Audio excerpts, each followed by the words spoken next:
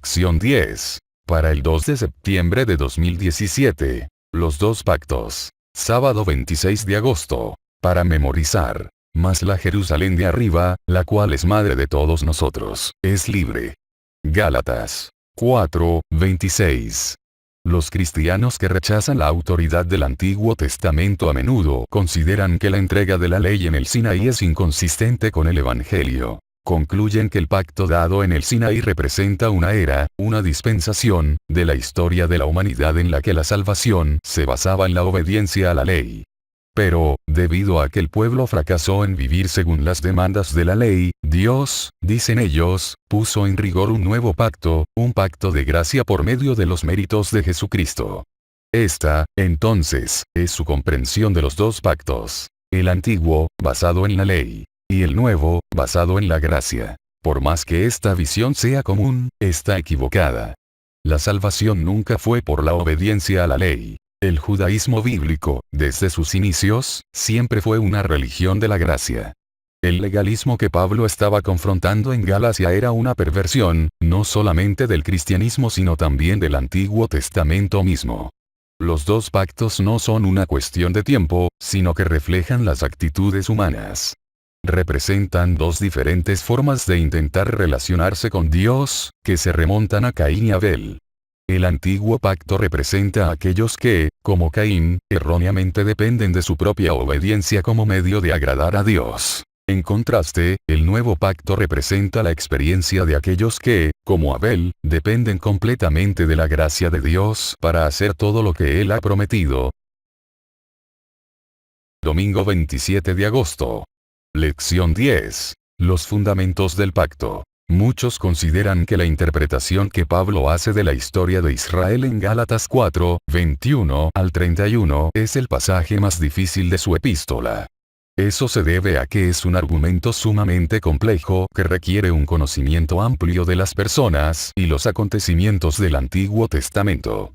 El primer paso para entender este pasaje es tener una comprensión básica de un concepto del Antiguo Testamento que es crucial en el argumento de Pablo. El pacto. La palabra hebrea traducida como pacto es brit. Aparece casi 900 veces en el Antiguo Testamento y se refiere a un contrato vinculante, un acuerdo o tratado. Durante miles de años, los pactos han jugado un papel integral en la definición de las relaciones entre personas y naciones en todo el cercano Oriente. Los pactos a menudo involucraban el sacrificio de animales como parte del proceso de hacer, literalmente, cortar, un pacto.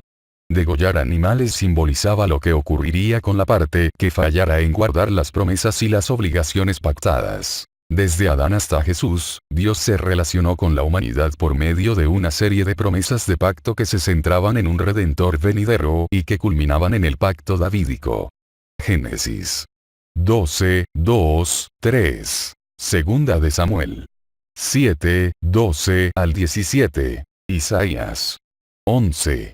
Dios le prometió a Israel, cuando estaba en el cautiverio babilónico, un nuevo pacto más efectivo, Jeremías 31 al 34, en conexión con la venida del Mesías davídico, Ezequiel 36, 26 al 28, 37, 22 al 28.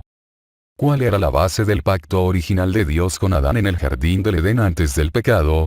Génesis 1:28. 3, 15 al 17. Aunque el matrimonio, el trabajo físico y el sábado eran parte de las cláusulas generales del pacto de la creación, el punto central era el mandato de Dios de no comer del fruto prohibido. La naturaleza básica del pacto era: obedece, y vivirás. Con una naturaleza creada en armonía con Dios, el Señor no requería lo imposible. La obediencia era la inclinación natural de la humanidad. Sin embargo, Adán y Eva escogieron hacer lo que no era natural y, con ese acto, no solamente quebrantaron el pacto de la creación, sino también hicieron que sus cláusulas fuesen imposibles para los seres humanos ahora corrompidos por el pecado.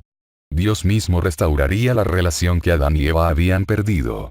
Hizo esto al establecer un pacto de gracia, basado en la promesa eterna de un Salvador. Génesis 3:15. Lee Génesis 3:15, la primera promesa del Evangelio en la Biblia. ¿En qué parte de ese versículo ves una vislumbre de la esperanza que tenemos en Cristo?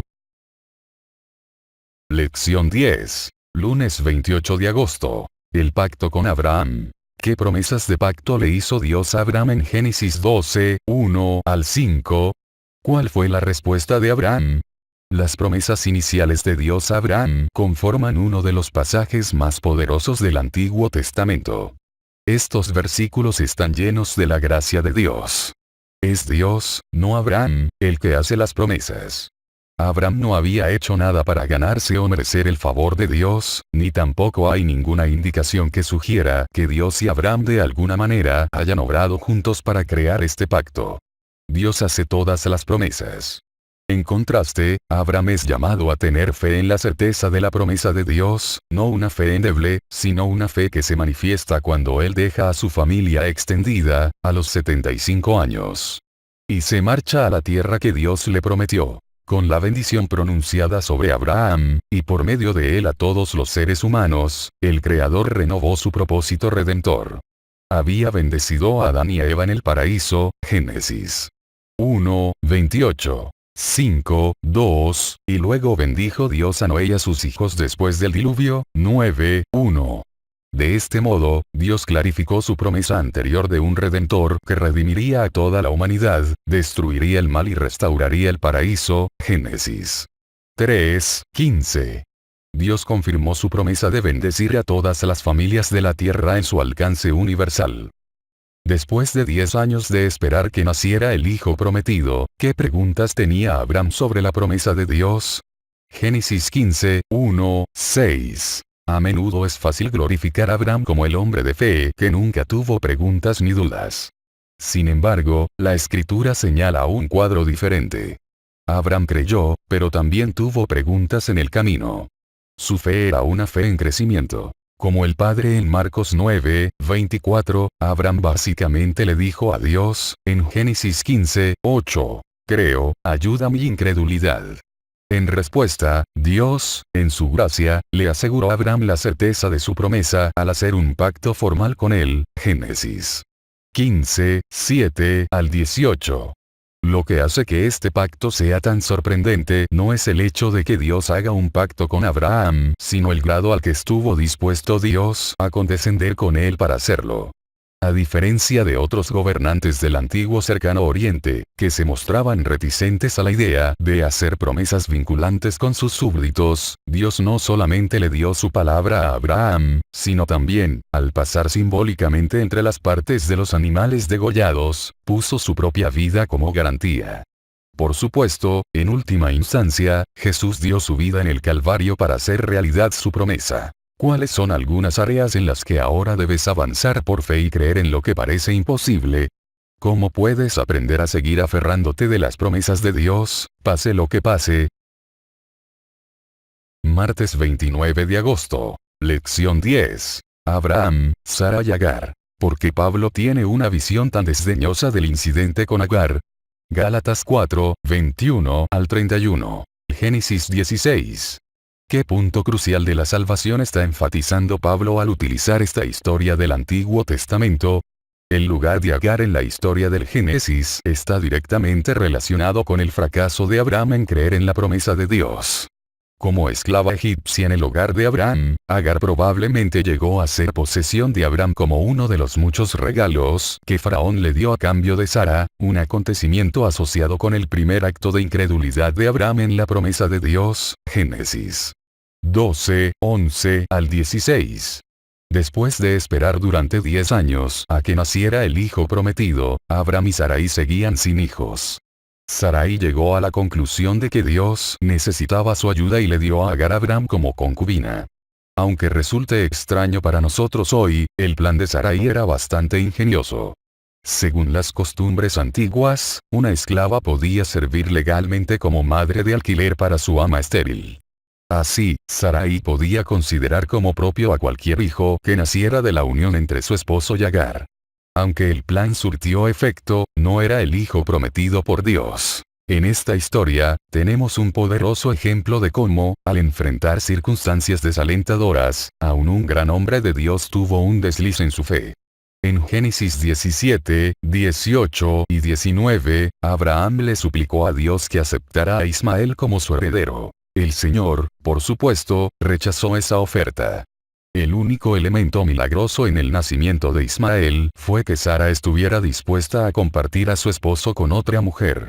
No hubo nada fuera de lo común en el nacimiento del hijo de esta mujer, un hijo nacido según la carne. Si Abraham hubiera confiado en lo que Dios le había prometido, en vez de permitir que las circunstancias vencieran esa confianza, nada de esto habría sucedido, y se habría evitado mucho dolor. En contraste con el nacimiento de Ismael, mira las circunstancias que rodearon el nacimiento de Isaac. Génesis 17, 15 al 19. 18, 10 al 13. Hebreos 11, 11, 12.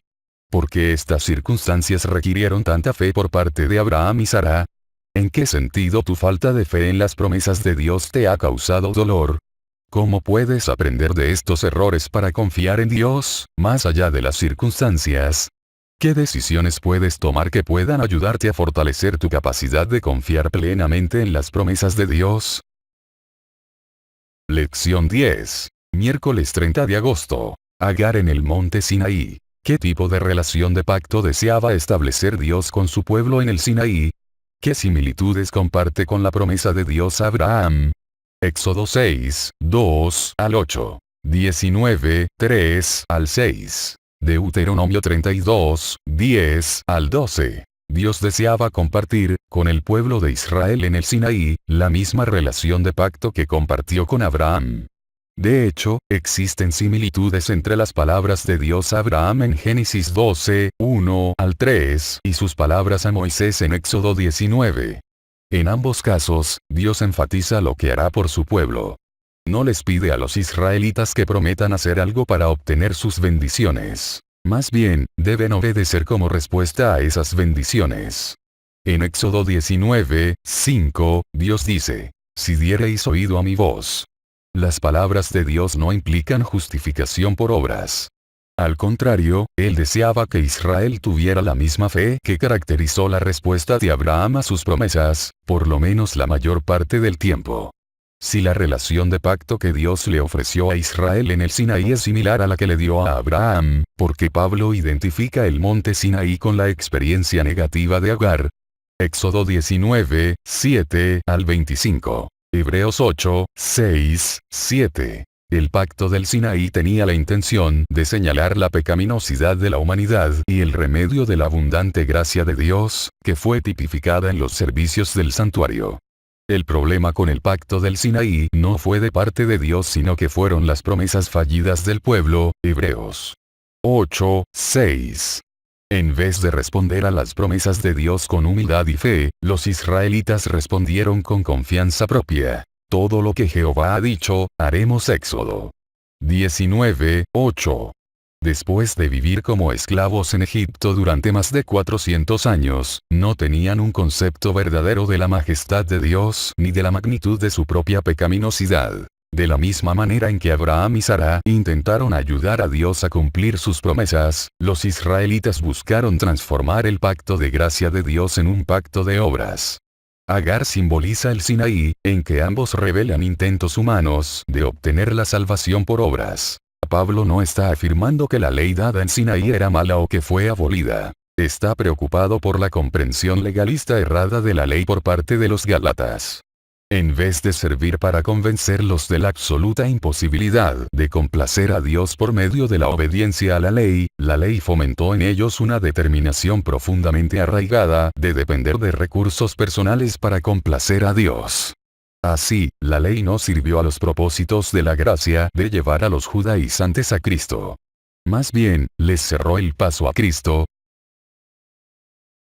Jueves 31 de agosto. Lección 10. Ismael e Isaac hoy. El breve esbozo que hace Pablo de la historia de Israel tenía la intención de contrarrestar los argumentos de sus oponentes, que afirmaban que eran los verdaderos descendientes de Abraham y que Jerusalén, el centro del cristianismo judío y de la ley, era su madre.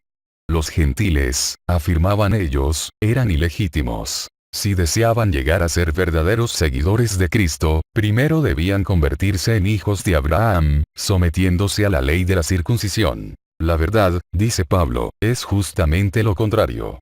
Estos legalistas no son hijos verdaderos de Abraham sino hijos ilegítimos, como Ismael.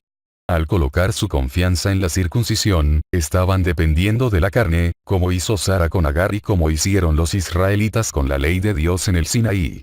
No obstante, los creyentes gentiles eran hijos de Abraham, no por ascendencia natural, sino de manera sobrenatural, como Isaac. Como Isaac, eran un cumplimiento de la promesa hecha a Abraham como Isaac, su nacimiento a la libertad fue producto de la gracia divina. Como Isaac, pertenecen al linaje del pacto de la promesa. ¿Qué enfrentarán los verdaderos descendientes de Abraham en este mundo? Gálatas 4, 28 al 31. Génesis 21, 8 al 12. Ser el hijo de la promesa le trajo a Isaac no solamente bendiciones sino también oposición y persecución. Al referirse a la persecución, Pablo tiene en mente la ceremonia de Génesis 21, 8 al 10, donde Isaac es honrado e Ismael aparece burlándose de él.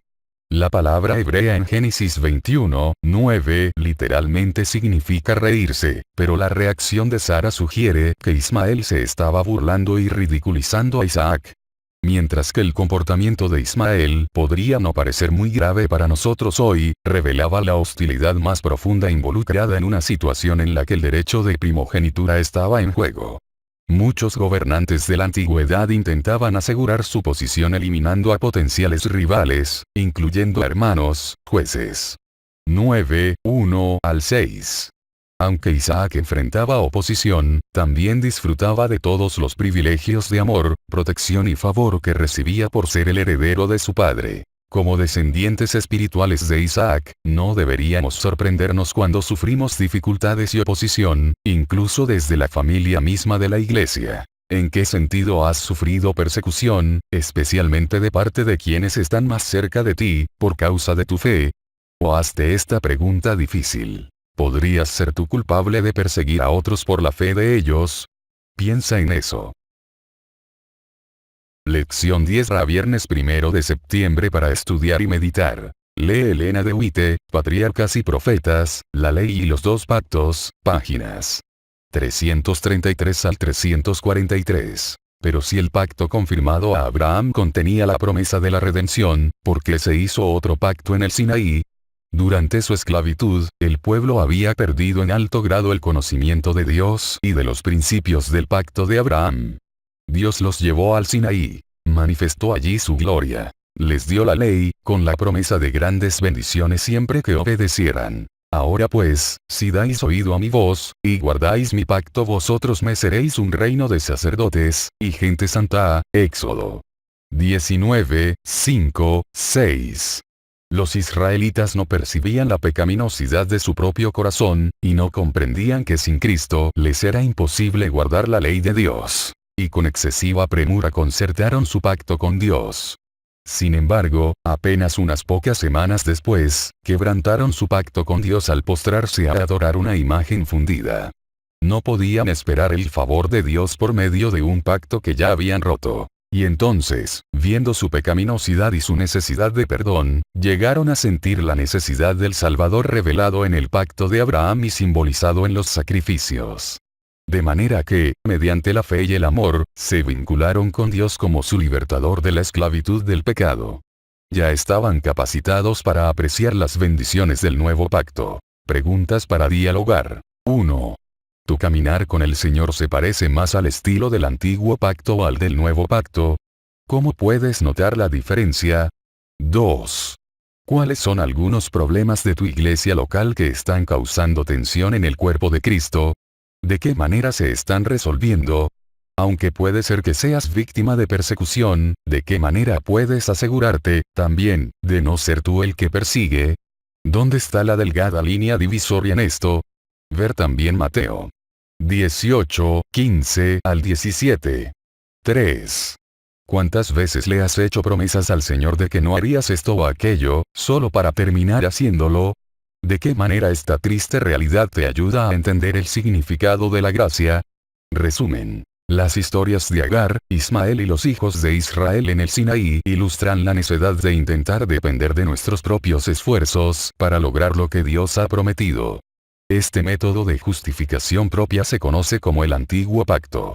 El Nuevo Pacto es el pacto eterno de gracia, que fue establecido primeramente con Adán y Eva después del pecado y renovado con Abraham, y que halla su cumplimiento final en Cristo.